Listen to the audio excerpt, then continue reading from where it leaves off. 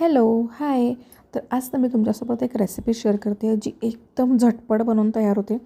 कधी-कधी काय होतं ना, सकाळची वेळेस ते घाईगडबडीची असते, मुलांना टिफिन द्यायचा असतो, लंच बॉक्सच असतात किंवा अचानक कोणी पाहुणे आले आपल्याकडे आणि आपल्याला काही बनवायचं आहे, तर तशा वेळेस तुम्ही ही भाजी नक्की ट्राय करून बघू शकता.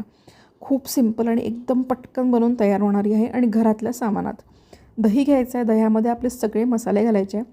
काळी मिरी घालायची आहे, किचन किंग मसाला, लाल तिखट, थोडासा गरम मसाला, मीठ घालायचं आहे, कोथिंबीर घालायची आहे, थोडं तेल घालायचं आहे आणि हे सगळं घालून ना आपल्याला ह्याला मॅरिनेट करून घ्यायचं आहे पनीर घालून.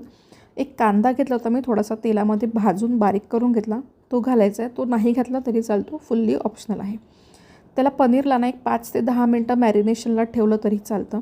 एका पॅनमध्ये थोडंसं बटर, थोडंसं तेल घ्यायचं, त्यात मॅरिनेटेड पनीर घालायचा, त्याला छान शिजवून घ्यायचं झाकण ठेवून. थोडीशी क्रीम घालायची, ती पण ऑप्शनल आहे, कोथिंबीर घालायची आणि आपली भाजी तयार.